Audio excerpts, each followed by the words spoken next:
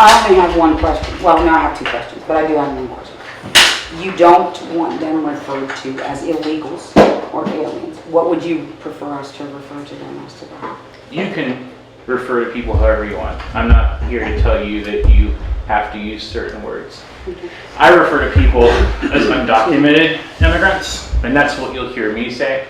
I'm not here to change how you talk, okay? I do want to tell you, to start off, that I have here 2 banners that were hung outside of our campus. One targeted you, Penny, and one targeted you, Larry. They're yours to take. You can take them home, you can burn them, you can do whatever you want with them. We're not going to keep them, we're not going to use them again. You earned that by coming over here. So with all due respect, I'll tell you that you guys can have those, do with them what you want, all right? Now, we do have chicken, Bojangles. It's good. We got it set up for you.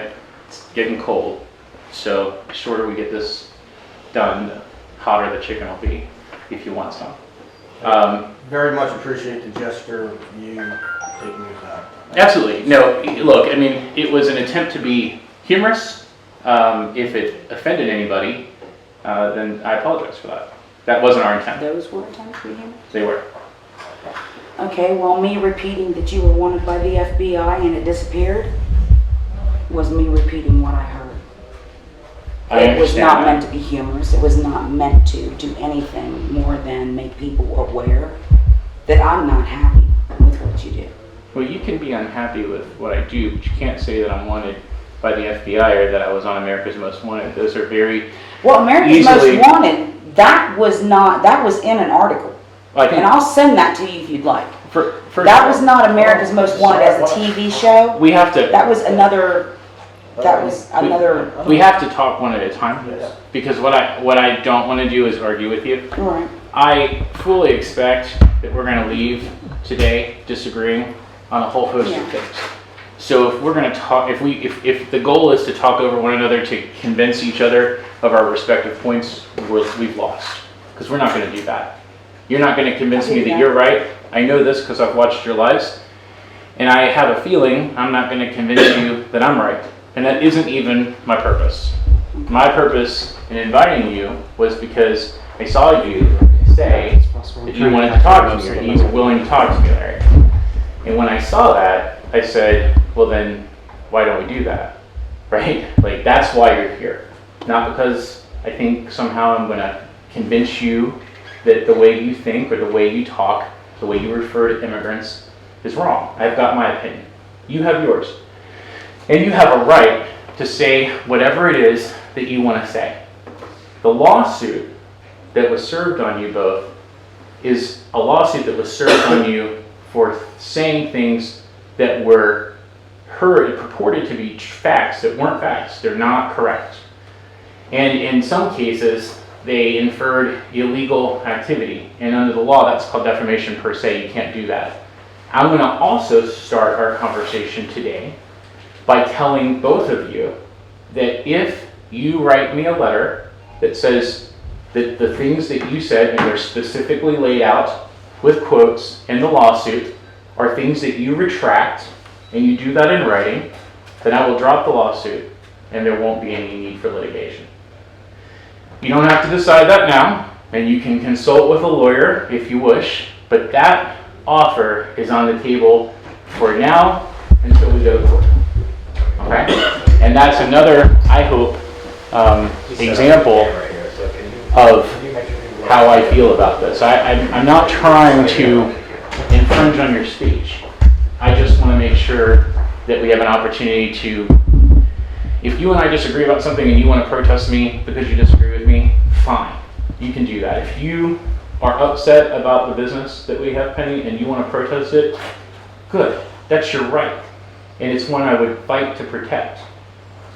But let's just make sure we're talking about real things. That's all I'm saying. All right? So, now having said that, banners and the lawsuit, I want to welcome you to our campus. I want to tell you a little bit about what we do. I'd like to hear about what you guys do, because I think that one person talking doesn't make a conversation. So I'll tell you a little bit what we do, and then I'd like to hear about what you guys do. And then I'll answer your questions. No questions off the table. Okay? So, first things first. You know who I am, right? And I'm the president and CEO of this amazing company that has brought you here today. Nexus, when I talk about what Nexus does, we're really an organization that's designed to defend people and affirm and promote their inherent worth and dignity. And when I say people, I mean all kinds of people. So we have Libre by Nexus, which specifically is the company that I think has brought you here today. And then we have Serve by Nexus, we have Empower by Nexus, we have Secure by Nexus, we have Homes by Nexus. We do not have 22,000 homes. Maybe one day. We have a lot less than that. But we do have Homes by Nexus. That's a property management company in the vein of a more traditional business model. But our Nexus companies all sort of are designed to reduce incarceration. When I said I watch your live streams, what I hear, other than the stuff about me, and there are some things that you say that I absolutely don't agree with. That's okay. But I do believe that you sincerely care about constitutional rights. And I think that when you speak, and Larry, when you speak, Penny goes live a lot more than you do. But when I look at your posts and when I see you talk, it's very clear to me that you're defenders of the Constitution, specifically the Second Amendment. And I think that's great. And I don't disagree with you. I think that the Constitution needs to be protected, and I think the Second Amendment of the Constitution needs to be protected. So you're not going to find a disagreement there. Our concern is the Fourth Amendment and the Fifth Amendment and the 14th Amendment. Okay, so that's where our focus is. You guys focus a lot on the First and the Second Amendment. Our focus is on the Fourth, Fifth, and 14th. And what I mean by that is the government isn't supposed to be able to incarcerate wide swaths of people. Okay, we have an Eighth Amendment constitutional right from freedom from cruel and unusual punishment and freedom from excessive bail. Right, and those are the areas of the Constitution that we work to defend every day. We believe that the United States incarcerates far too many people. In fact, the United States per capita incarcerates more people than any other country in the world. Did you know that? I guess you guys probably did. While you're on this subject, can I interrupt you one? Sure. What is the percentage of law-abiding citizens and Americans versus illegal immigrants that you have? I would not want to give you a number specific that I don't know off the top of my head. I would say that we have Libre Nexus is by far our largest organization.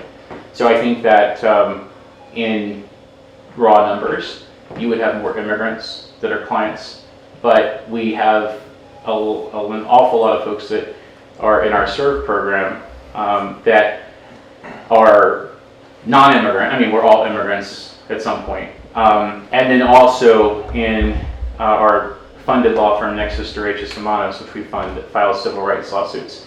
I would say that the majority of those plaintiffs that see free legal services to sue people who abuse their rights are at least non-first or second generation immigrants. I would say, though, that the question sort of sets up this ideation that there's something wrong with that. I mean, I want to make it very clear that I don't think there's anything wrong with that. I think that there is something amazingly right about helping new arrivals to this country. But I think it's important that you hear let me finish this, because I think it's important that you understand. We incarcerate far too many people, okay? That's just a fact. And government abuse isn't just something that happens to immigrants. It happens to folks on the militia side as well. In fact, we know that there have been very specific instances in the past where the government has abused militia rights. And we also know that the FBI actively infiltrates militia groups. You know that, right?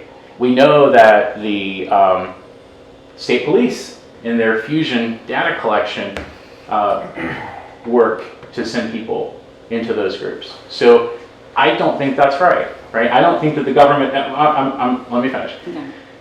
What I'm telling you is you're going to find a consistency in my perspective. I'm not trying to tell you to agree with me. Just No. telling you that there's going to be a consistency That was the reason for the question. in defending people's rights. Because you had said that you, I'm not going to word it perfectly, but It's okay. you stand up for the Constitution, and the Constitution is for everyone.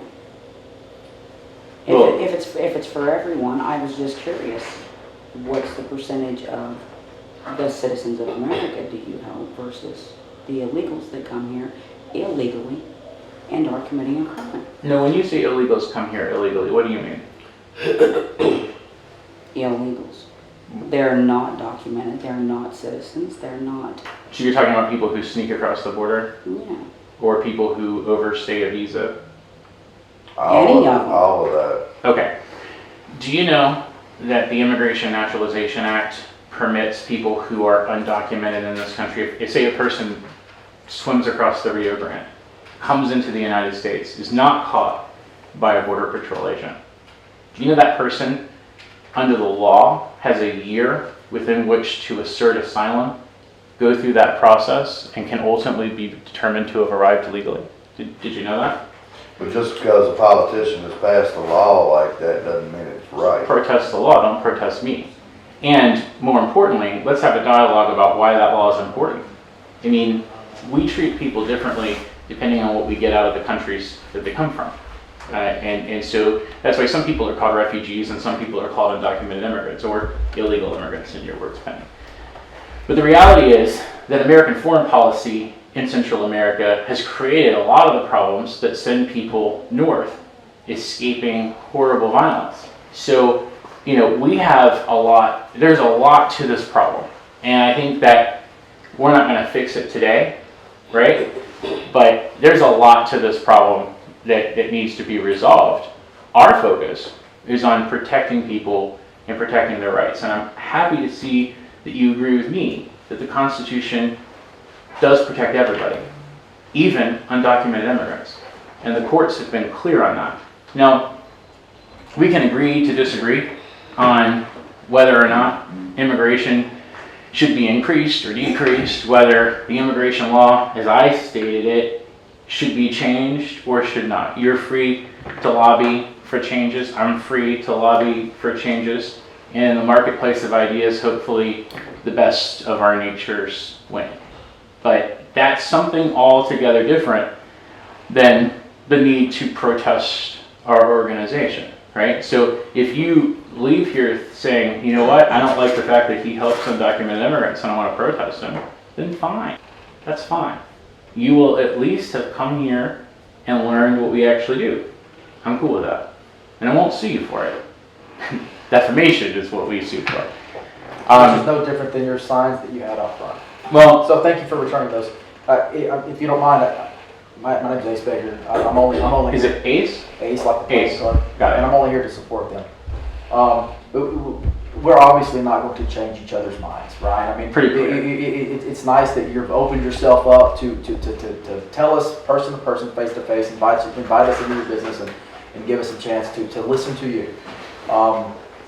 And again, we could be here for 10 hours or 10 weeks. Would you believe that it's contradicting the inside of your statement to say that you support the law when it affects how you believe, you support the Constitution when it affects and stands behind and agrees with your ideology, but you don't support the law when it says, okay, illegal immigrants, we call them illegal immigrants because they're here illegally, right? Undocumented. You can change the verbiage, you can change the narrative. It is what it is, right? Law is law.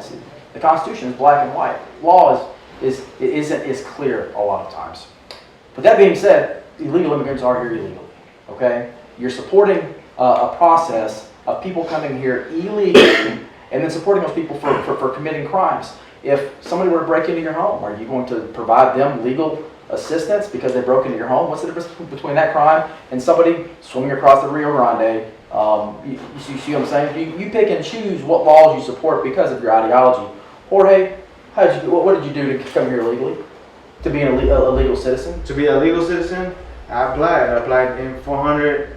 The system had me on the wrong application. I had to reapply, and pay out more money. I mean, it's a long process, but it's a process that works. What else It did just you takes do time. for 8 years? What do you mean? I mean, I served in the military. You know, it was quite a process to do. I don't know exactly what you're looking for. But to put I banners mean, I up served my saying, military, and it should have been handed it. to put banners up saying, assuming that racist and Nazi or trash or whatever it is that you had on your banners, we support legal immigration. We support the law. Okay. So you've covered a couple of things. I'm Sure. gonna bounce back to sort of make sure I cover. I don't need an explanation. No. I'm just simply saying. I think I want to give it Okay, sure. to supporting illegal behavior. It's not really a question of whether or not I think a person is here legally or illegally. The question is one of due process rights. I believe that everyone has due process rights. There are clients of Libre by Nexus that finish their court proceedings and get deported because a judicial officer, and if they appealed, the Board of Immigration Appeals determined that was what was supposed to happen. You don't see me, and you won't see me subverting that law. What you will see me doing is ensuring that people who are charged have a right to defend themselves. That's a difference. Ace, if you were arrested and mistreated by this sheriff or somebody else and you called my hotline, I'd defend you too. You do. Yeah, Absolutely. So it's not just illegal immigrants you defend. We have a 24-hour hotline that people can call in, and at no point do we ask them what their immigration status is, pro or con, unless they're looking for an immigration lawyer. Then of course we have to ask because the immigration lawyer needs that information. But as it relates to civil rights, or with our criminal defense clinic that we've operated, and particularly in the criminal defense clinic, the vast majority of our clients were white men. So I guess what I'm saying to you is, it's not, I think we're just looking at it differently. It's not that I don't appreciate the law, it's that I appreciate the law so much that I believe due process is important. A cop could stop you, Penny, or you, Ace, or you, Larry, and say something that's not true. Do we really want to live in a society where a charging officer has the last word? I don't. And so all we're doing, I mean, and maybe you don't, and maybe it hasn't, you didn't realize that, but all we're doing is trying to ensure that an individual who's charged has a right to make their case.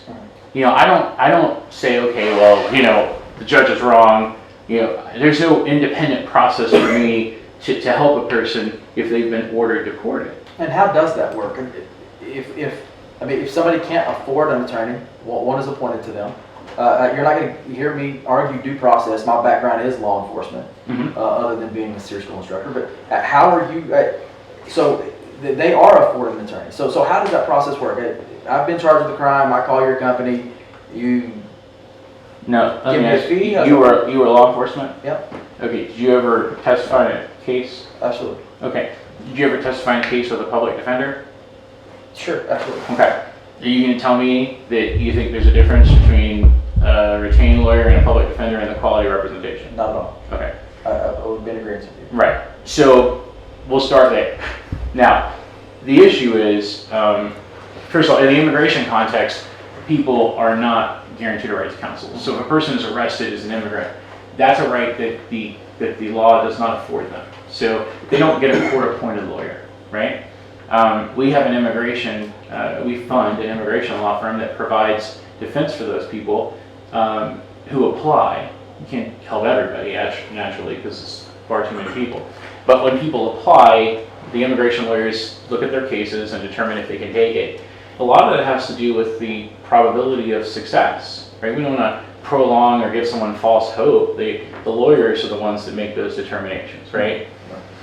In the criminal context, yes, you get a court-appointed lawyer. And so our criminal defense clinics have been more around helping people that we think are probably not, you know, where we have a problem, we think that there's an allegation from the person that they were being mistreated, and we have reason to believe that that might be true because there's evidence of it, and we think that they need a strong defender, maybe more of a defense than the public defender can provide. right, because of budgets and whatever.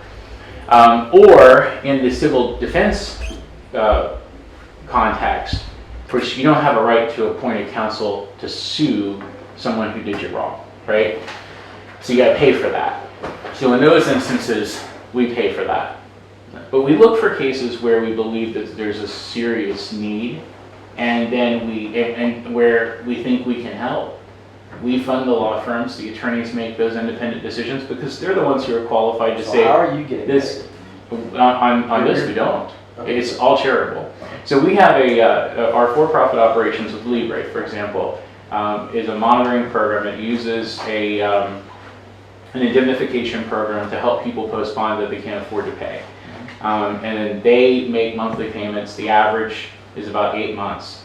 And those are the revenue streams for the company.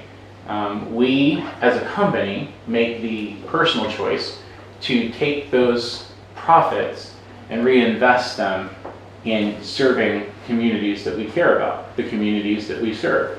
And so the vast majority of our profits are taken and reinvested in the legal services I'm describing. But it's important to note that the legal services that the law firms provide is pro bono.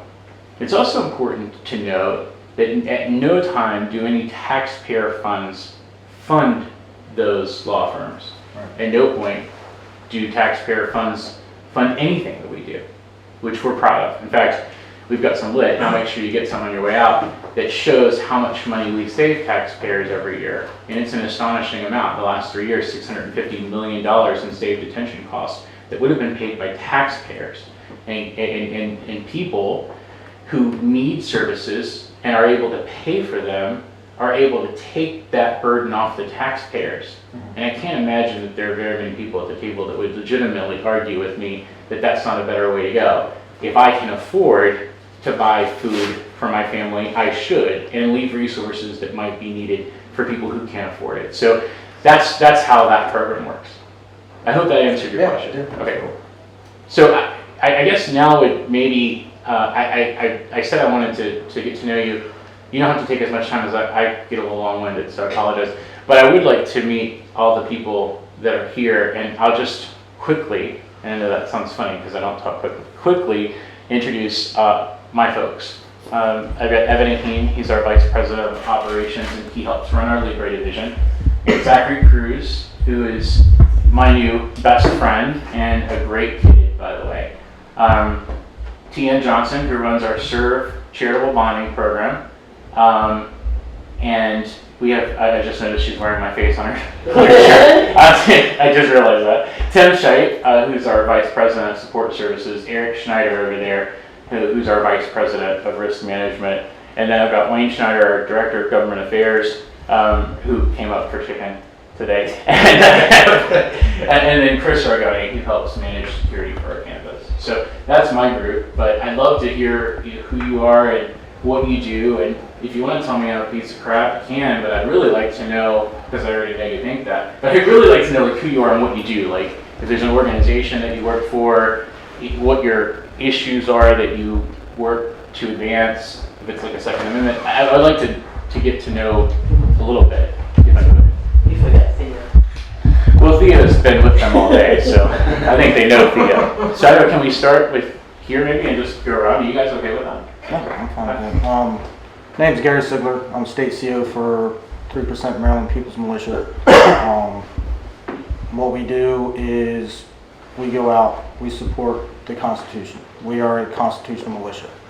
And to see our Constitution slowly being eroded away, piece by piece, step by step, is hard to take. So in those times is when we will come out and we'll stand.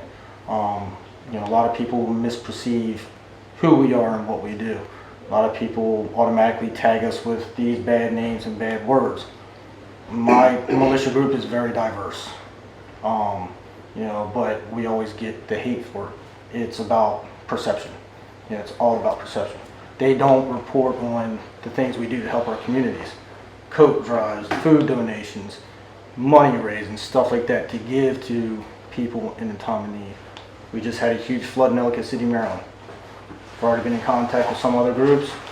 As soon as they open the city up to where volunteers can get down there, we're going to be down there. We're going to be down there to help with whatever we can.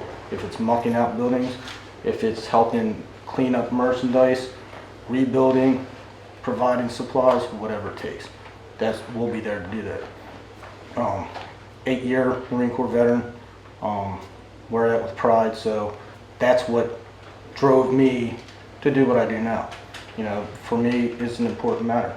You know, it's, as what Jorge was speaking, you know, I'm a firm believer that if you serve in the U.S. military and you serve properly and you're not a citizen at that point, once your first term is ended, it's an honorable discharge, you should be handed your citizenship the day after your first term is ended.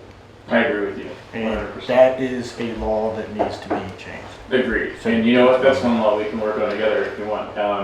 I agree with you. And let me just say, I have my belief, which is worth only what it is. It's my belief. My perspective, as a person who believes that the Constitution is important, is that the Second Amendment exists to protect to protect all of them, Yes. right? Exactly. To protect all of them. And there comes a point in time where if the government of the United States ceased to exist, or if it were to be found to be abusing its authority, the founders anticipated a mechanism by which the people could restore the Constitution.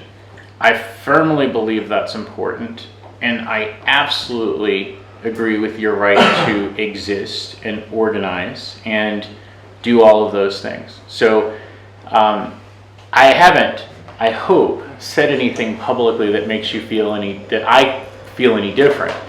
I did say, I did make a statement about bringing weapons of war to a peaceful protest. And that's specifically related to bringing a protest across the street from our campus. And I'm not going to argue with you about that, because I want you to understand that my belief that you have that right, I mean, you have that right. And if you're not on my property, I don't have a right to tell you not to carry. But more importantly, I want you to understand that I believe that militias exist for a reason. And when they're not used, I mean, when they're used for the purposes I think they were constitutionally designed, I think they're an important part of how America works. So thanks for your service, both in the military and in what you're doing now. And the fact that you're going to Ellicott City to help those folks is an amazing thing. So thank you for that. Jorge? My name is Jorge. I'm under the command of Gary Ziegler. I'm part of the 3% People's Militia. And I'm originally from Texas. I'll tell you that now. I served in the Navy for 8 years. You know, I was once permanent resident, and I acquired my citizenship through, you know, the legal matters while I was in the military and post-military. So I know the process, and I know how the process works. So I've seen it and I've dealt with it. I live in Maryland, you know, where I had met, you know, a friend. We moved up here to Maryland, and I've been here since. So, you know, I'll be down there with the Ellicott City people. You know, I'm all about helping everyone else. You know, very down to earth kind of person. I can have a conversation with any of you about anything, whatever you like to talk about, and yeah, that's Nice. pretty much me. Did you get your GI Bill? Did you get to go to school? Correct, Military yeah. service? Mm-hmm. Awesome. Where'd you go? Oh, I'll be starting soon. Oh, nice. Awesome. Yeah, so, Congrats, man. That's awesome. yeah. Okay, we'll skip here. My name is Danny Wellinger. I'm the commanding officer of my brother's 3% Maryland. My group works hand in hand with these guys for, you know, when Texas was flooding, we did food drives and sent relief to Texas. I'm sure we're going to be going to Ellicott City. I run a heating and air conditioning business. I just see our rights being chipped away at, you know, rights that belong to everybody. Everybody. I agree with you. And I have a 4.5-year-old son, and I don't want to see him live in a place where he can't voice his opinion. He can't own a firearm or anything like that. So I'm pretty passionate passionate about what I do and where I want to see our country get back to, you know. Very cool. And just have to remark, it seems like we agree on a lot of things. I think that you're right, that chipping away at our rights is a real problem. And I see it as well. I think that when government grows, it's almost sort of like government is the antithesis of free people. You need a certain amount of it to make society work, I guess, but it tends to, what can government do? All it can do is restrict, right? That's what government makes rules. It restricts behavior. They divide us. They've already got us divided right and left. You know what I'm saying? Me, I don't classify myself as left wing or right wing. I consider myself a constitutional conservative. I'm right down the middle. If that piece of paper that our founding fathers wrote up, if it doesn't have to do with that, it shouldn't be. I You see. know what I'm saying? So like a libertarian-esque, sort of. Sort of, yeah. But I lean more to the conservative side, Yeah. you know, but, you know, I will stand and fight for anybody's right to speak. Gotcha. You know, I went to a BLM rally to make sure that they had their right to speak and nobody messed with them. Nice. You know, Well, that's respectable. Respectable. Yeah, but I can actually say being misconstrued as militia, things were not equally, So you're not a Yeah. militia. yes. Oh, you are. You Yeah. are a militia. Okay, got it. Got it. Things, you know, we don't get the same treatment. You know, everybody looks at militia as right-wing nut jobs. There is That's- that. Yeah. Far from Beard the rich truth. redneck, gun toting. Yeah, There's, well, I mean, there is that. Obviously, Yeah. yeah, And, exactly. and people look at me like a most wanted, Right. You know, smuggling people over the border. I get it. Right. You know, But sometimes with that you're being wrong. said, just listening to you guys, I never knew you, the negative part is pushed in everyone's face. exactly. Look at the stuff, the good stuff you're doing. It's just like us. People hate us for stuff, but we do good stuff too. Yeah, I never But knew no you one guys ever- did the recovery stuff. Yeah, That's that's pretty cool, and nobody even knows that. Yeah, they don't, and because that doesn't fit the mainstream media agenda. Right, you're right. It does not fit the mainstream media agenda. When we did MOAR last year and invited Black Lives Matter up on Black Lives Matter up on the stage at the mother of all rallies, people's heads exploded. Oh, yeah. That's awesome. You know? And that's what I think people need to take and look at what we have in common, which is a lot more than we have uncommon. Right. Well, that's how you And build. focus Yeah, on what we have in common and how to build on that. exactly. Right. I think that makes a lot of And sense. keep that, we got 80% in common, we 20% we disagree on. Let's put that 20% aside, because we're never gonna agree on that 20%. Or have healthy debate, knowing that we Yeah, respect one another on agree the to fact that we disagree. agree 80%, right? So I get you. I think that makes Danny. Yeah, Danny, yes. thank you. Danny. We need to agree to disagree and focus on what we do have in common, and that's where we can get started and get building from. And I'll tell you, we can have arguments with our friends. Evan Aheen, in addition to being my employee, is my friend. I argue with him all the time. Yeah. But I do it respectfully because he's my friend. Yeah. I know him. So we can build on those relationships. I get it. That makes sense. Larry? I'm Larry Lewis. I never served in the military, but after sitting around for 8 years, watching Obama deliberately destroy my country, You're not a fan of Obama? no. Okay. Okay. I I got that decided- clear before. I decided to get into the 3% movement instead of sitting around posting memes. And the flood down there, I'll be getting stuff together here. If y'all want me to haul anything down for them, Yeah. I was just gonna say, let's work together. I can get you And, some supplies and maybe even some people. but I would like to, I want to show you something here. This is a little boy that I'm involved with. Yeah. I want you to see this.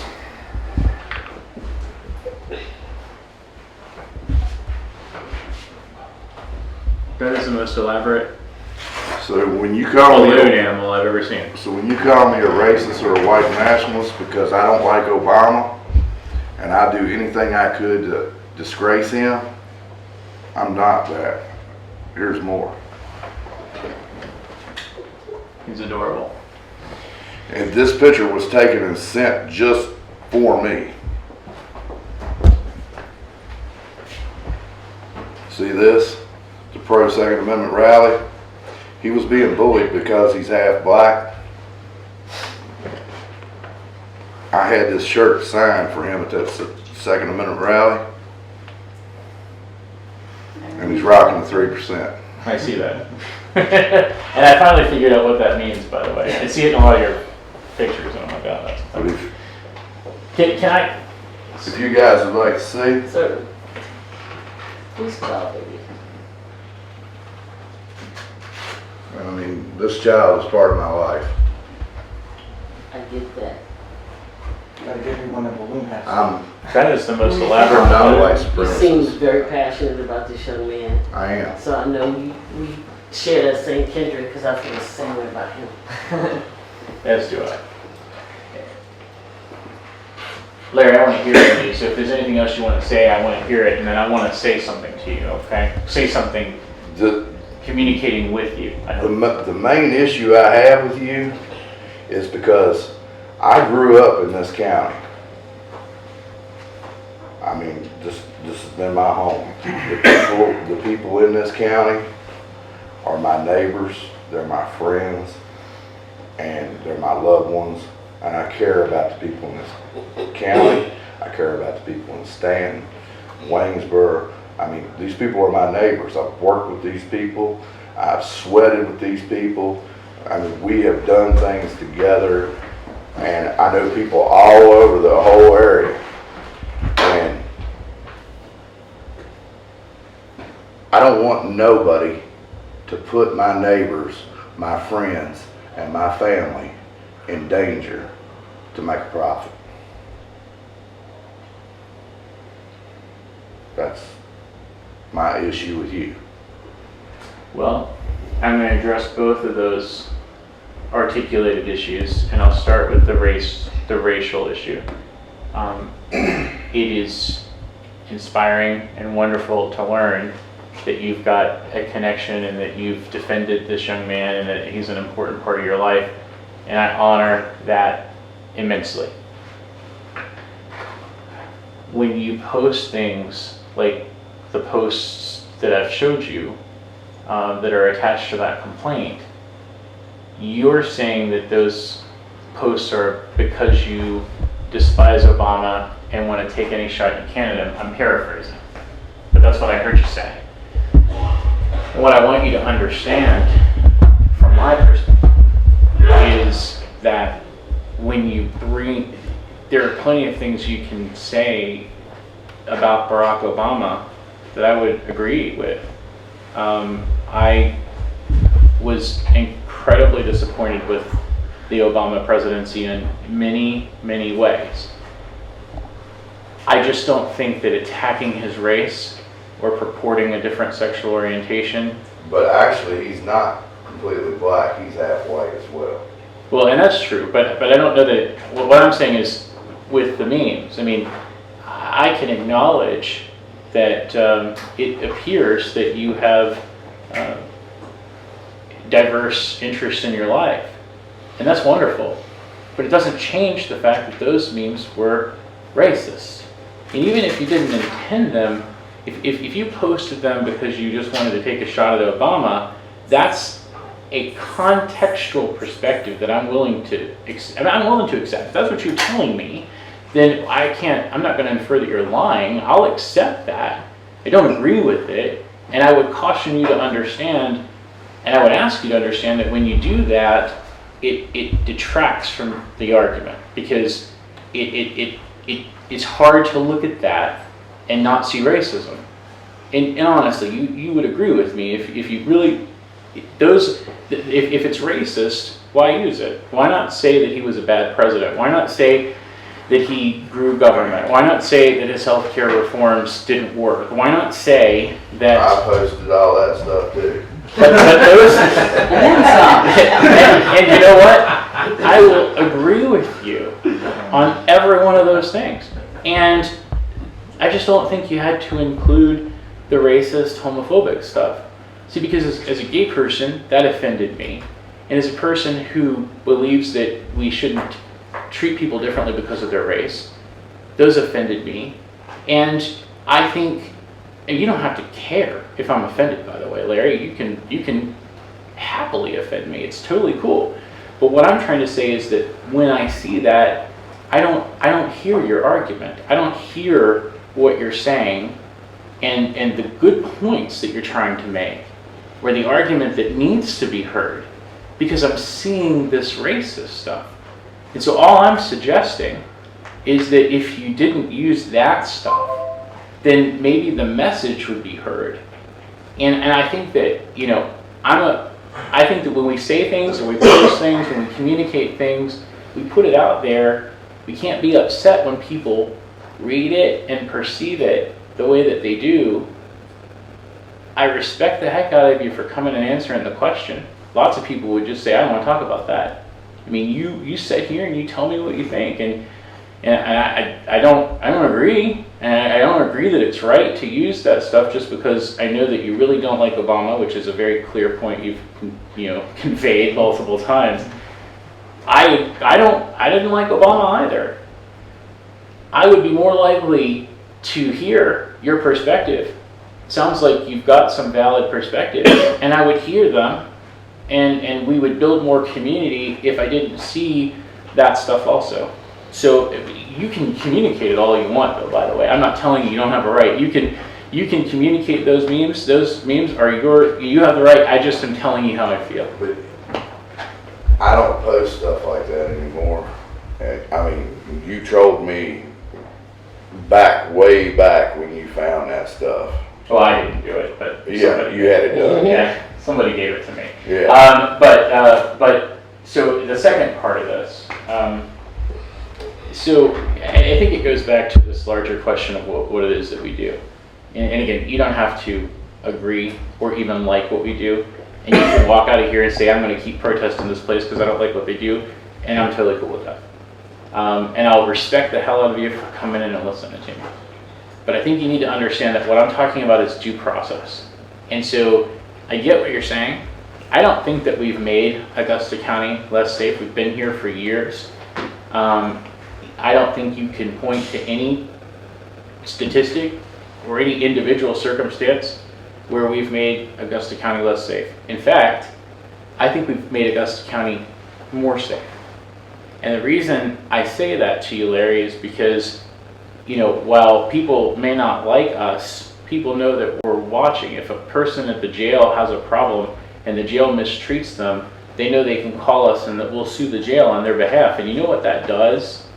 It makes people respect people's rights, something I think we can all agree is a good thing. So you may not like the business, you may not like the practical effect of it, you may disagree with me, you may think I'm full of crap, but what I'm communicating to you, what I really want you to understand is why I do what I do, why I'm proud of what I do, and why I hear what you're saying, but I respectfully say to you that when people have their rights upheld, we're actually all safer. And I could say to you, there are people out there that would use the same argument against you. They'd say if we just had gun control, if we just lessened the amount of guns in the community, we'd be safer. And you'd tell me that that's not true, and you'd have reasonable explanations as to why it's not true. Yeah, because school shootings, there are no gun zones. Right. So most of all your mass shootings are gun-free zones. So, And I've heard that argument, and I don't disagree with you. Okay? So, well, obviously, you can look around your compound. campus. We don't call it a compound. We've never called it a compound. We call it our corporate campus. It's even on the sign. When you walk in, you'll see corporate campus. We don't call it a compound. But if you look around my campus, you'll see plenty of people with guns. I support the Second Amendment. Absolutely do. And further, I think that it's incredibly important to understand that I'm not saying I believe that attack on gun rights is appropriate. I don't believe it. I'm saying people use it. And you should think about that before you use that argument against us. It sounds great. When you look at me, you have that stare is awesome, by the way, very powerful. You look at me and say, I don't want people in my community being endangered. That's a powerful statement. It's just not accurate. I don't think that the community is endangered by protecting people's rights. I think we're all better off when our rights are protected. And Larry, if anything ever happens to you and you get arrested, some cop says you did something you didn't do, I will be there to defend you too. Because the rights of the person matter. That's what we believe. And it's what we do. And you don't have to take my word for it. You know, you live in this county, you've seen us over the last 3 years, 4 years, 5 years. We've made enemies because we stand up for people's rights. That's what we do. And you should respect that because you stand up for people's rights too. When you go out and fight for the Second Amendment, you're fighting for people's rights. I don't criticize you for that. I celebrate you for that because that's what we do. We're just focused on different amendments. But at the end of the day, all of the amendments matter. And I don't think I'm making people less safe. I think I'm making people more safe, including you. With all due respect. And I appreciate you. And I'll say this. It took a lot of, I don't want to say courage, that's not the right word. It took a lot of sincerity, and I'll even say integrity, for you to come here.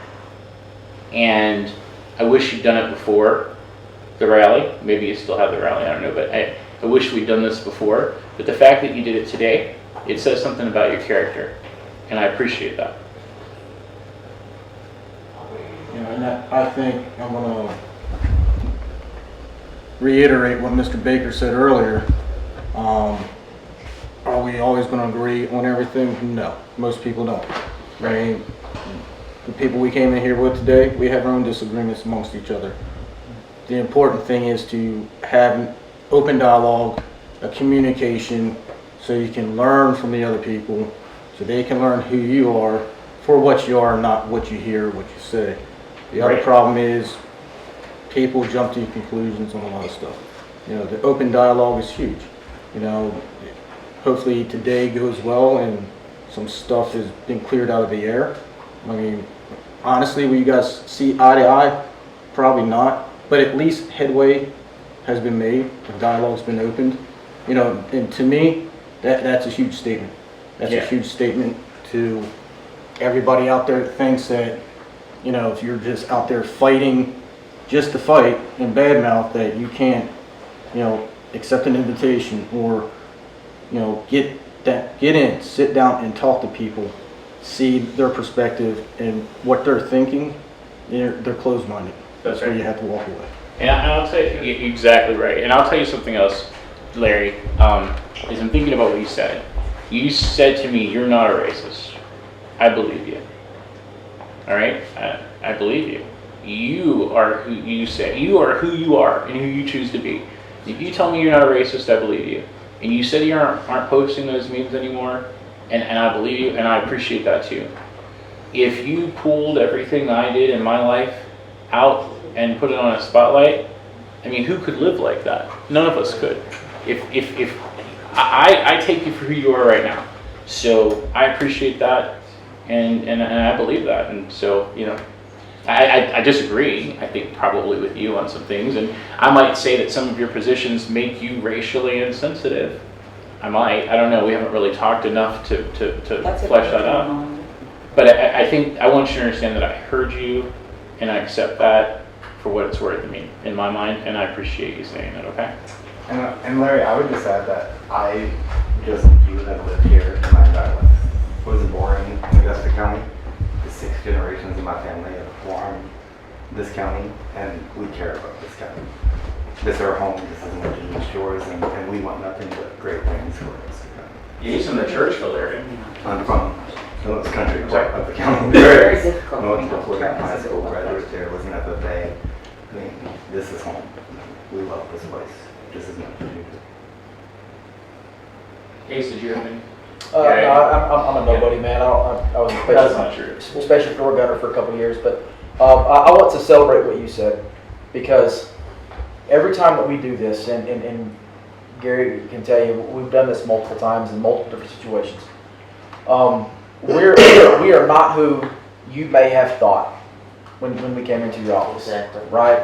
And to be able to stand up and say, you know what the mainstream media said about you, and what politicians say about you, and what my neighbor down the street says about you, none of that is true.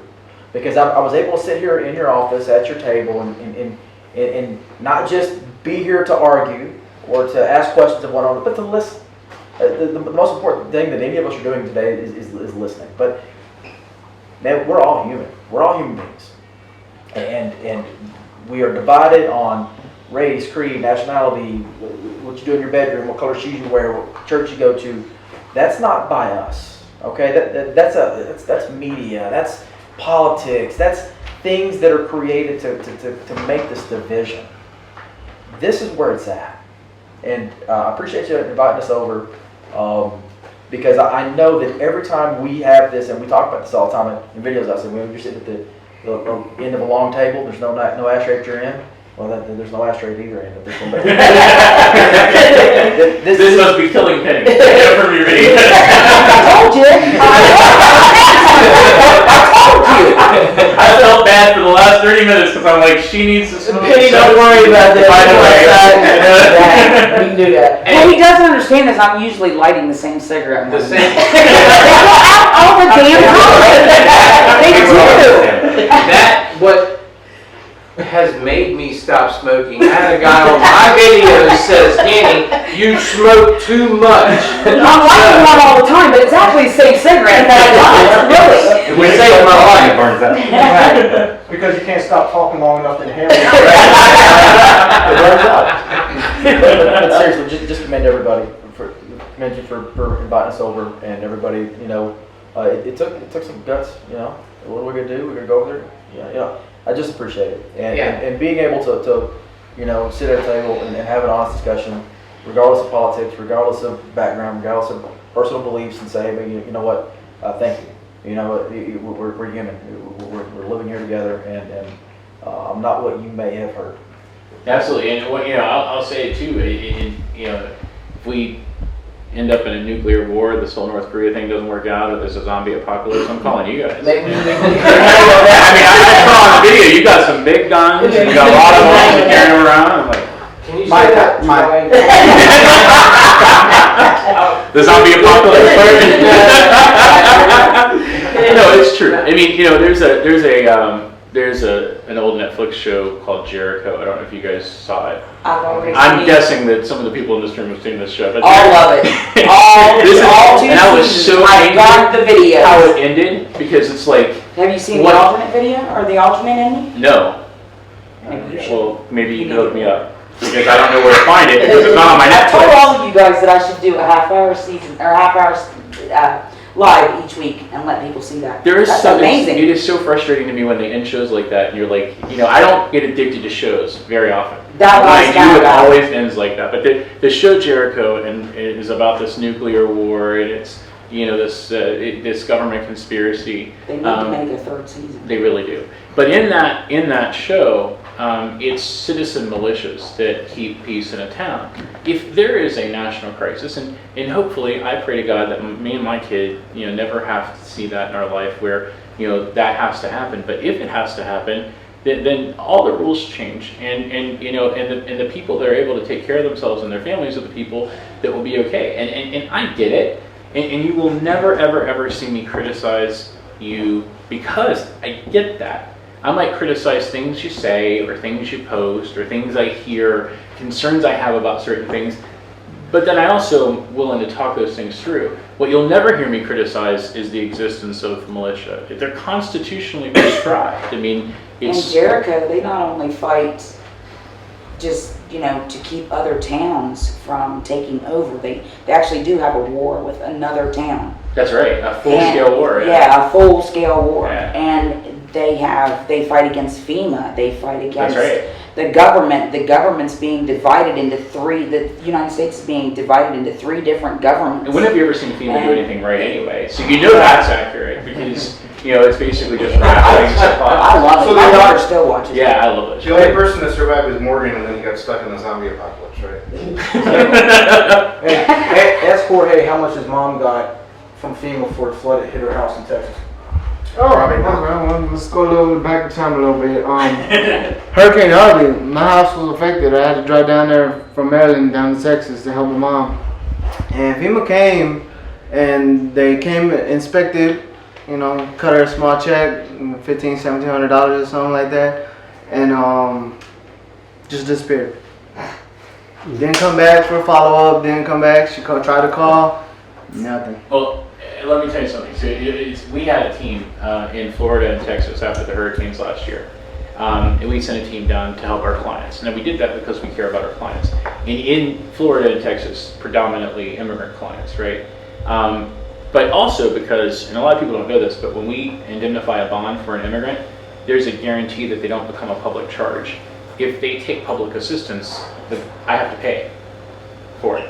So we actually provide assistance for our clients. So when we talk about how we give people help, we do. But that's because the whole program, the whole bond system is set up by the INS, the Immigration Naturalization Act, INA, is designed to keep undocumented immigrants who are legally here going through a process from taking up resources that are meant, they're not supposed to become a public charge.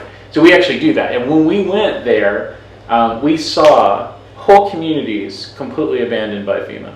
And we would see, Puerto Rico is another example. FEMA had huge ships full of supplies, but they wouldn't let the contractors get on there to take the supplies in, and people literally died. And so Like the elderly folks, I'm sorry, the elderly folks at the bus stop that FEMA take out of there. Wasn't just our clients. That's true. Orlando, they come in.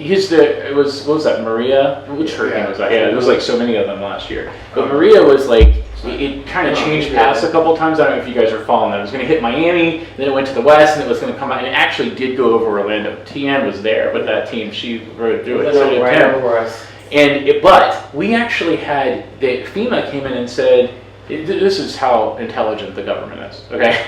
FEMA came in and said to a nursing home, you have to close because you're in a floodplain. We can't have this But then they just kicked the people out.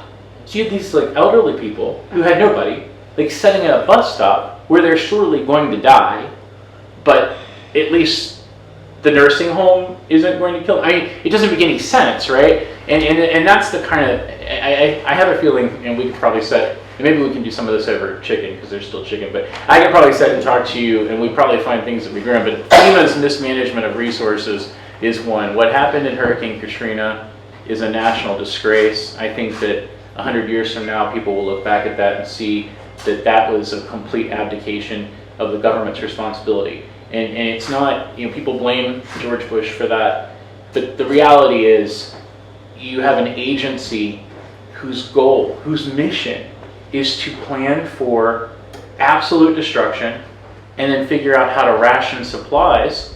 Their very mission is designed to withhold from people things they need.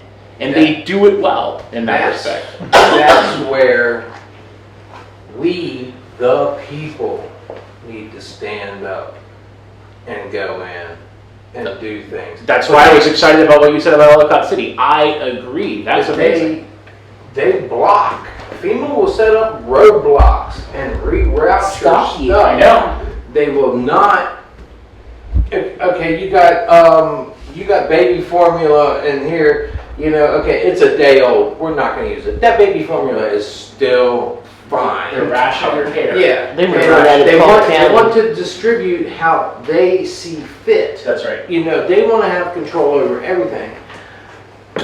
But one other question that I had. Sure. Meeting with us today does it give you guys a different view of the militia guys? Does any of us seem like Nazis? You know, because I've been called a Nazi for being a Charles. It's just that we never knew anything. Me, I'm talking about me. I never knew anything positive that you had ever done. It's always this frightening riot kind of thing You going hear on. militia, you think, You know? well, Yeah, actually, yes. But I never knew anything. So let me bounce the question back. Listening to Mike, and I haven't said much, but we seem like people that want to put the community in danger, or we seem like people that care. To be honest with you, I didn't know too much about the company. And I'm actually glad, you know, like Ace was saying, this is it might not be the ending, but it's a starting point of something, you know. Something positive. Yeah, and it's, like I said, that barrier, people out there on TV land or wherever, you know, has got to open their eyes up and see the bigger picture too. And Danny, let me answer your question, because yes and no. Okay, so I've always believed that the militia movement was important. But for no other reason than I watched Jericho several years ago, and it was like, it makes sense. Yeah. No, but I mean seriously, I believe in the Constitution. Right. I can't believe in some of the Constitution, not the other. I'm a contributor to the ACLU. One of the frustrating things for me is that the ACLU is active on both sides of the issue, protecting people on both sides of the issue on so many different areas, but the Second Amendment, they abdicate that, and I don't like it. I believe in all of the amendments to the Constitution. I believe the importance of them, and I believe that it's important for people like you to exercise those rights if that's what you feel called to do, and one day I might really appreciate it. And hopefully now that you know me, you'll like come and help if something more matters. What I will say though, I was like brilliant. what I will say though is that there are elements of the militia movement, and there are unfortunately probably sometimes the people who get the most attention are people who say crazy things. And bad apples and bad apples, and I'm going to point out that that's true in the undocumented immigrant community as well. See, the thing about the undocumented immigrant community is that a certain portion of them are going to be documented, and the law, which you may or may not agree with, has prescribed an ability for them to do that through a due process provision of going to court and petitioning for their rights, right? So there are a whole host of people who come to this country fleeing horrible things in their home country and who want to make a better life here. There are people who come to the country and commit crimes. A lot of us, we see the things that scare us or offend us the most, right?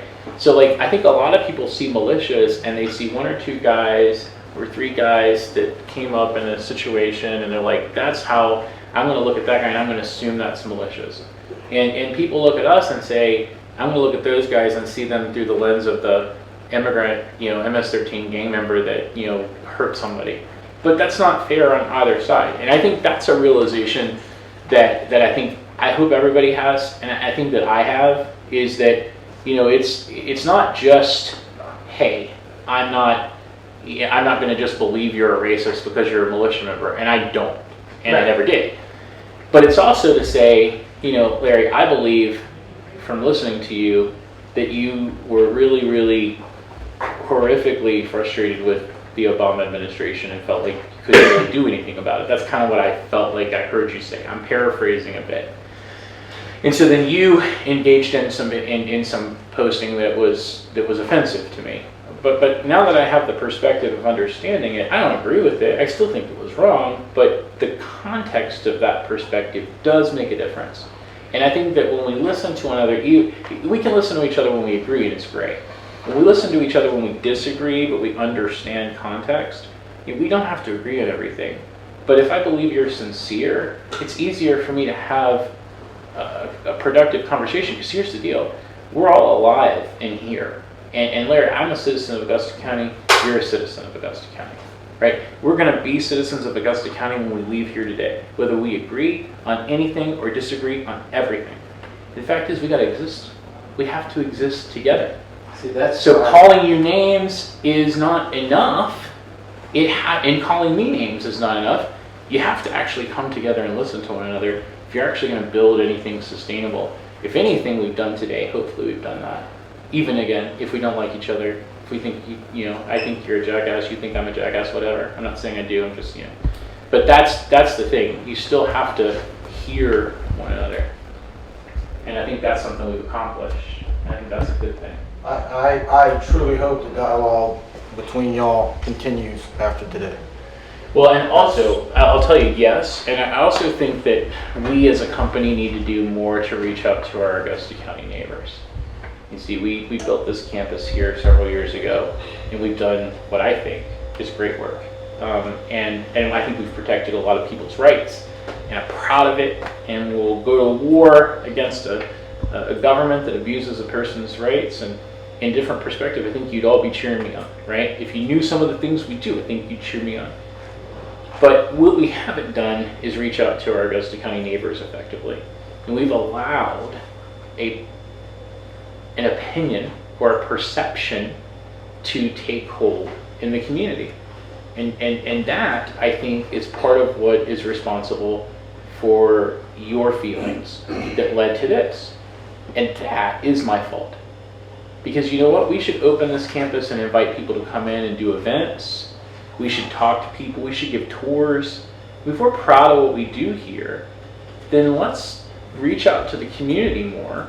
And maybe if we did that, you would have been here. We would have had an opportunity to chat. Maybe we wouldn't have been ending up in the situation that caused you to want to protest us. Or maybe you would have anyway, but at least it would have been out of information. So I think that one of the things I'll tell you that we are going to do differently, that I think is helped by all of this, is we're going to reach out to the community more, and we're going to be more of a communicating neighbor. We give away a lot in the community, so I think we're a good neighbor.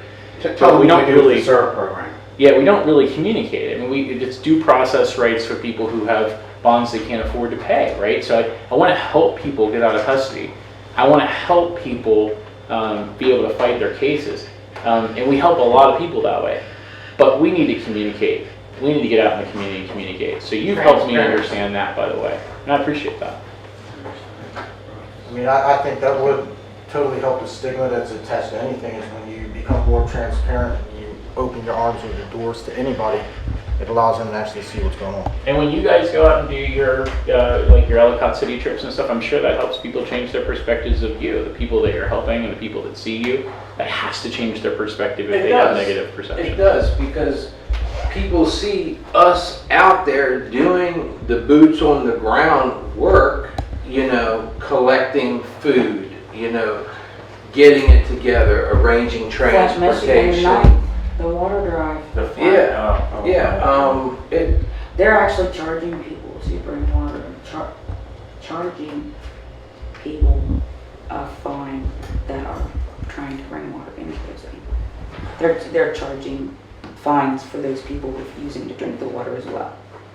And that's the kind of thing. And I don't know who's pushing that over, but Flint is an example of how government corrupts.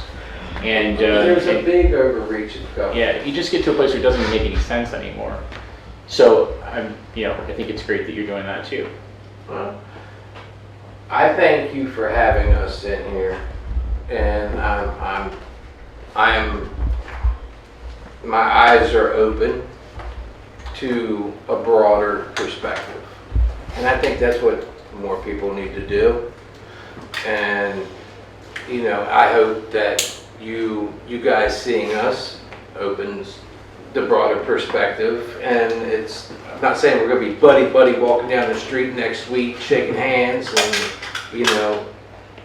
swinging on the swings, but I'll shake your hand, Dave. I'll shake your hand. And you remember me in that zombie apocalypse thing. Take this map. Give me the call. I'd like to see Militia standing out here. Yeah, he's basically my word. So it's all good. All right, so Penny, maybe one day, what you think about this? First, let's get this lawsuit thing resolved, and you have my statement, and it's been live streamed, and it's obvious that I can't take it back even if I wanted to, and I don't, that I'll dismiss that lawsuit. If you'll go through that lawsuit and each of those claims that I made, send me an email or a letter and say that you disavow them, and I'll retract them, and we'll make that go away. And then maybe one day you can have me as a guest on one of your live shows. I've seen you bring many people on to the live show. I'm working at that. I'm letting you know that I'm available. You want me on? We can come on and talk about immigration. You can tell me how I'm wrong. Okay, well, I'll bring you on one of my lives if you will answer this for me. I'll answer. I don't know if you're going to like my answer. Maybe I not. can't promise you that you'll like it. Okay. Now, when you, first of all, when I called here and I asked if you would help the illegal immigrant that ambushed our border agent and killed him, your staff said yes, you would. How do you see that it's not putting the community in danger and it's not risking other people when you would help someone like that, or you would pay for their defense for them to just get out and go out and commit other crimes? So I appreciate the question, and I will answer. Maybe you will like my answer. I don't know. I believe that for civil rights to matter anytime, they have to matter every time and all the time. There's no way that a guy who ambushes a border patrol agent and is charged with that crime is going to get a bond. So you do vet these people. But I would certainly give that person consideration for pro bono representation if the attorneys independently evaluated the case was worth taking. And let me explain to you why. Because a charge is not a conviction. And the reality is, if we begin to accept for anyone that the government saying something means it's so, then all of us have lost everything. I believe firmly that every single person is entitled to a defense. I believe that's true even if the person did something, I believe they did something horrible. Why? Because if everybody is entitled to a defense, then I know everybody's rights matter. That means that mine matter. And the system only works if everyone has a defense. Now, if the evidence were to show, so let's say that person called our toll-free number and said, hey, I want a lawyer. We would take, when my agent says we'll help that person, we will absolutely take that legal referral. That legal referral then gets transferred to attorneys. We don't take every case. If the evidence demonstrates that it's not a winnable case, so for example, if the evidence in that case demonstrated is very clearly he did it, or she did it, right? It's very clearly they're guilty, culpable. There's no defense, right? Then we wouldn't take that case. But Penny, if the legal referral goes through and the attorneys evaluate it and they say there's no witness, I'm just saying there's no evidence. There's just this person's word over this person's, and there's evidence that says maybe this isn't the right person. Will we take that case? Heck yes, all day long. Because when you want to talk about chipping away at the Constitution, the easiest way for the government to chip away at the constitutional rights of individual Americans is when they have the final say. But you just said it yourself. Americans. Sure. Illegal immigrants are not And inspiring Americans. Because our Constitution, and this is a matter of settled law, and again, you may disagree, but constitutional rights apply to people on U.S. soil, including undocumented immigrants. Now here's the thing. Let's say I agree with you. Let's say and I don't, but let's just say, for example, let's say I agree with you, and I don't believe that undocumented immigrants have rights. I don't believe that they should be protected. The minute we start allowing the government's words to be the final conclusion, even amongst populations we may not like or appreciate or want to defend, then there's nothing that stops that from happening to other communities. The government's like a steamroller. Once they take one right, they take another and another and another. It's a domino effect. So when my person says yes ma'am, they're saying yes, we will do that legal referral and refer them to a lawyer. But there is a process that determines. You said that they are not, what was it you called it? They are not charged or? Not convicted, right? They're, No. Earlier you were talking about they don't become, I'm gonna say taxing. right, a public charge, that's right. Okay, yeah. So when you say that and you,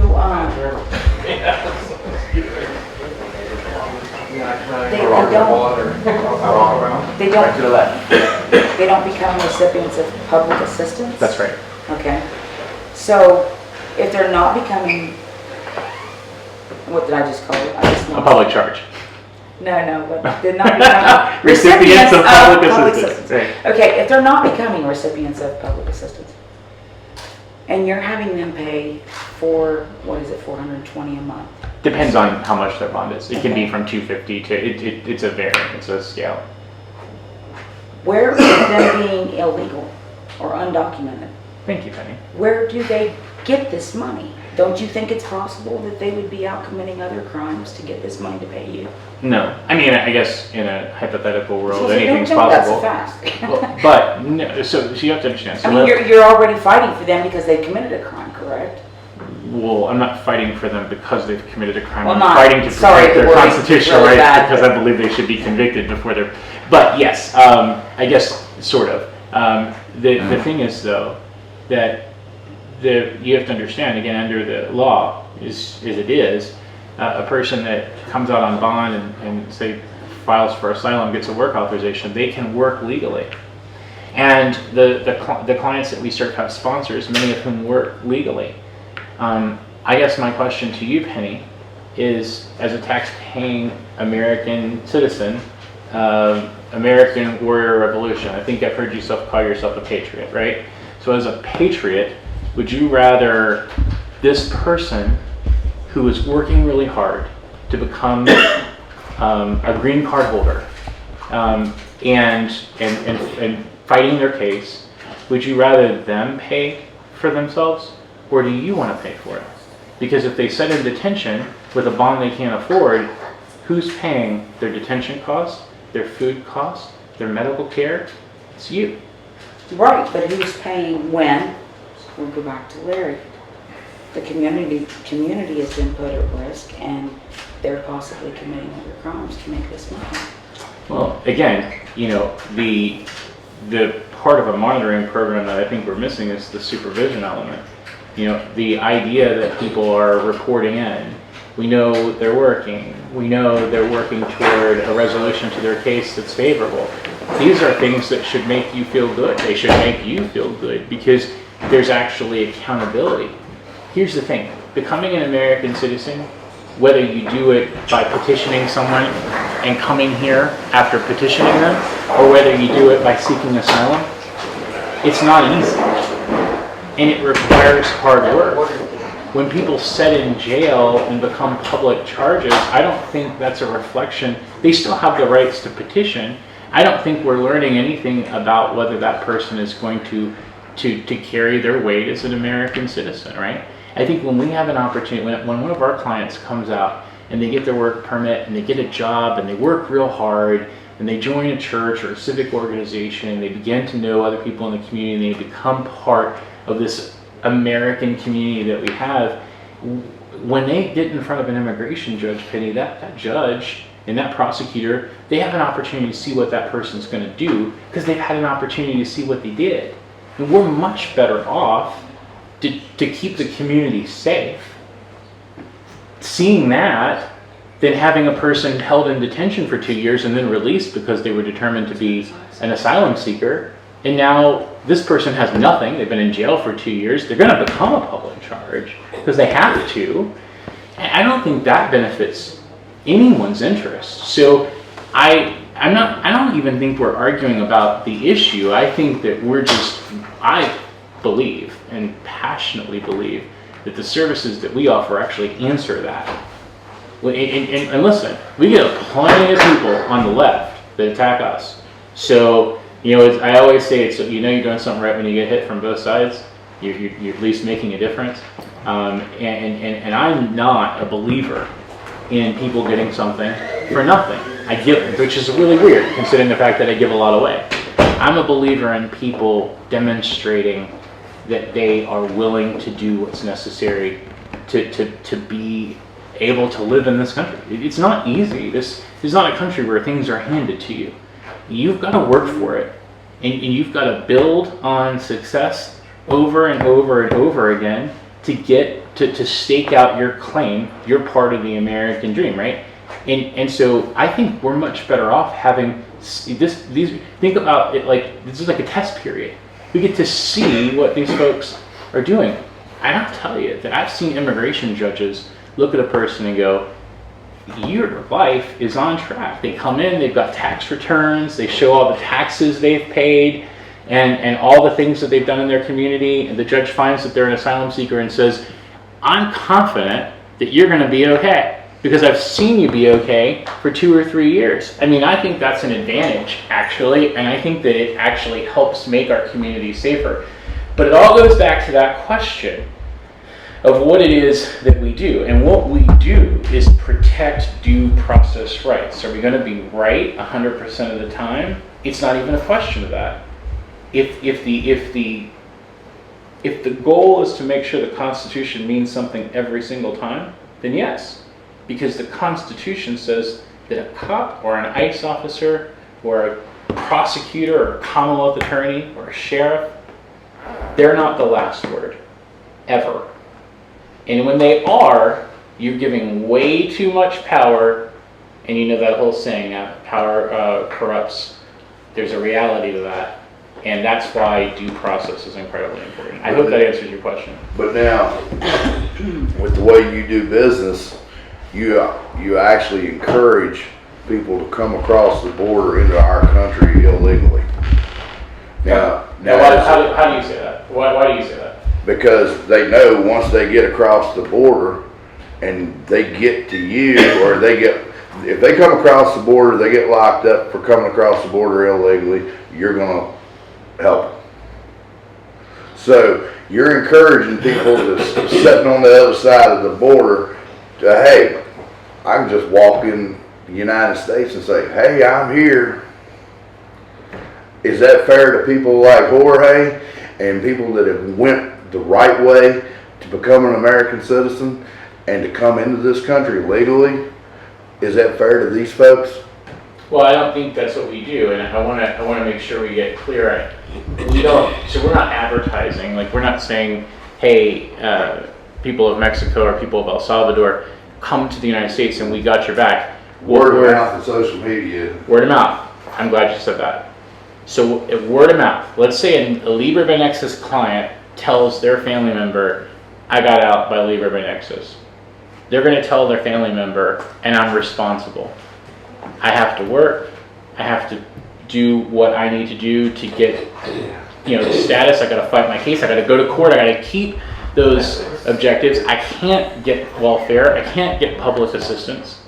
I mean, that is communicating reality, and that's communicating responsibility, and that's communicating accountability. And I think that's a good thing. But We don't set bonds. And if they come across the border illegally to start with, they're irresponsible to start with. If they're that willing to commit a crime to come to the United States, what other crimes are they willing to commit once they get here? That's kind of my thought. My thought is, if they're here illegally and you're helping them get out of whatever it is they've done or gotten into, how is it that more that are going to be breaking the law wouldn't just want to come and pass it off on you? Well, I think, and this is true for both of your questions, I think that you need to understand that a person who commits illegal entry, comes across the border, is not eligible for bond. The people that get bond are people who have claims of relief that they're asserting that make them eligible for it. So the example that you're saying is not accurate. And those aren't our clients. A person might come across the border and be determined to be an asylum seeker. There might be an avenue of the law that permits them to petition for relief, and that makes them eligible for bond. But the person who simply says, hey, I talked to my cousin and now I'm coming over, isn't. And if you went through the immigration system, and so you know that the idea that it's just simply lax isn't accurate. There's a lot of confusion, and under the Obama administration's catch and release system, there was some aspect of this, but the law doesn't permit it, and that's not what's happening. The people that are petitioning for relief and becoming Libre Nexus clients are people who have valid claims of relief. And those are people who I, again, say to both of you, have due process rights that I'm not only glad we protect, I'm honored to protect them. Because I think due process means something for all of us, even when it's a person that isn't anything like us. So I just think that I think we have a disagreement, and it might be a misunderstanding, or you know what, you might just disagree, which is totally fine. But I think we just have a disagreement about, I think the people that we help are amazing people, and I meet them and I see them every day. And I think they're people that will be great additions to this country. And the judge doesn't always agree with me, right? The judge might decide they need to go home, and then they go home. That's how it works. And I can't believe, I honestly can't believe, after listening to both of you, that either of you would really disagree if you had an opportunity to meet these folks and understand what we're talking about. We're not talking about, border crossing gang members here. We're simply not. And I just think that we have there's a misunderstanding. Now, on a defense, I'm thinking the ambush thing, right? in a defense side, so in ensuring, like, if there's a criminal charge or something like that, and they have a due process right to be protected, that's a different story. But as far as we're talking about bond, we're talking about bonded immigrants. These are people who, the vast majority, over half of our clients have never been charged with a crime at all, ever. They're petitioning for relief under the Immigration Naturalization Act. Over half. So what you've helped mostly have been those detained. Sure. I mean, they kind of have to be detained to catch our attention. Well, I know that. That's what we do. I meant outside of the other things. Right, no, exactly. No, I will tell you, like, let me tell you, we had a case that we helped where the person had a manslaughter conviction. Okay? When we looked at the case, though, it was a green card holder. As Jorge can tell you, there's a certain window of time when you have a green card to when you can petition. And some green card holders don't petition, right? They just don't ever. And so they're perfectly capable of petitioning for citizenship, but they just don't, because maybe they're working and so they've got the green card, they're legally here, they're permanent residents, but they haven't petitioned for the citizenship. And that's what happened to this gentleman.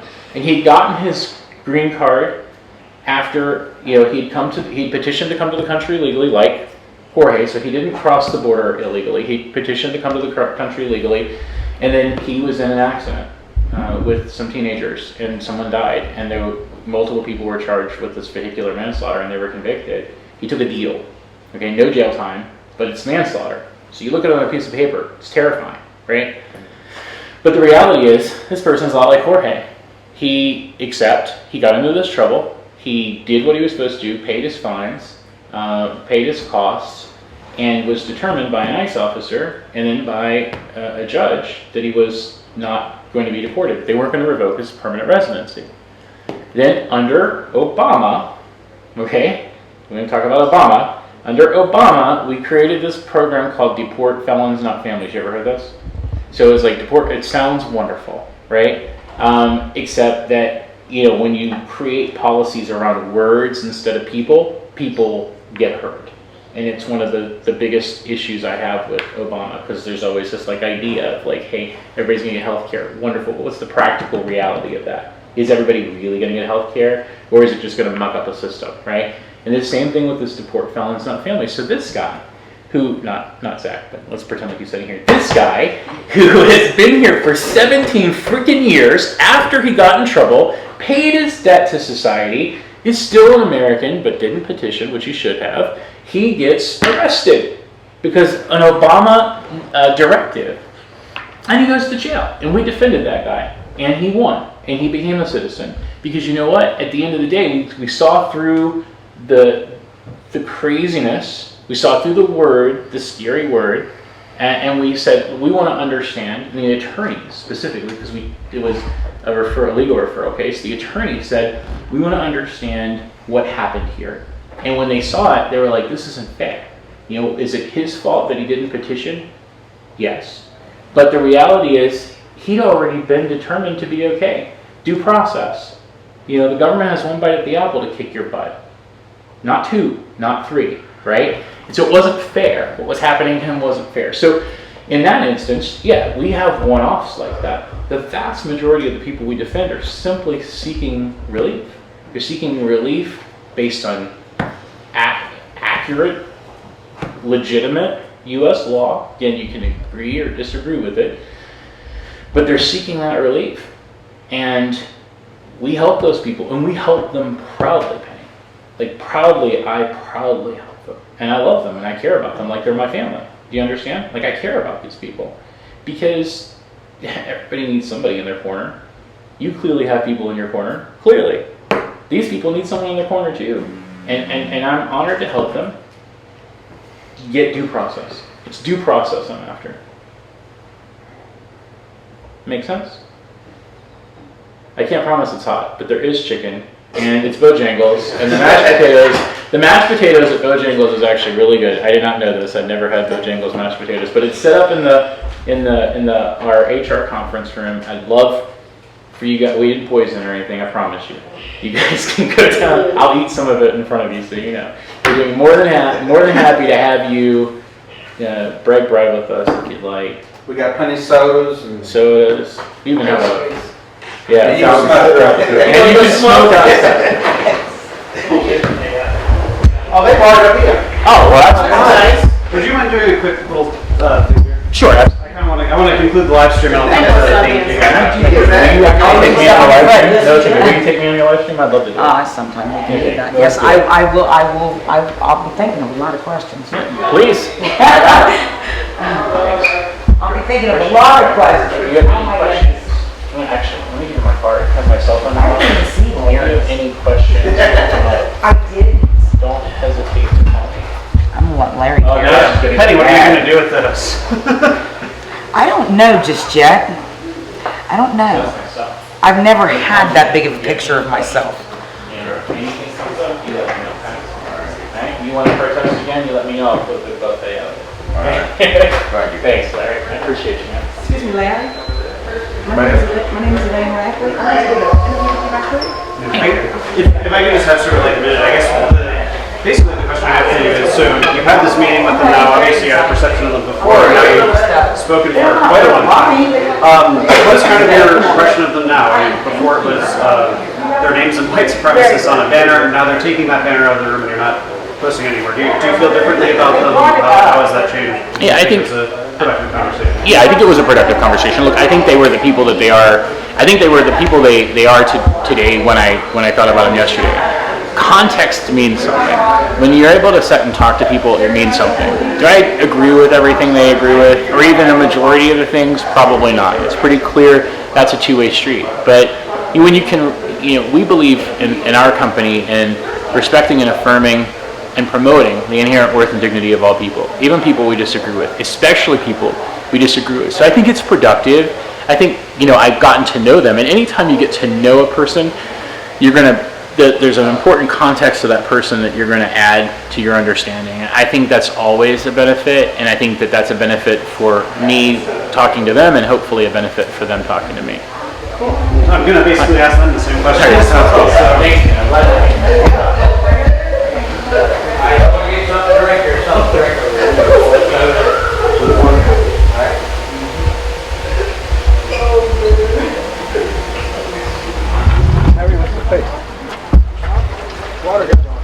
gonna try to talk to Penny, but I don't want to walk through the rain with this. I think they're done. He said they had other places to get to. Okay. All right. So. There's Mr. Donovan still in there? All right. So with that then, since.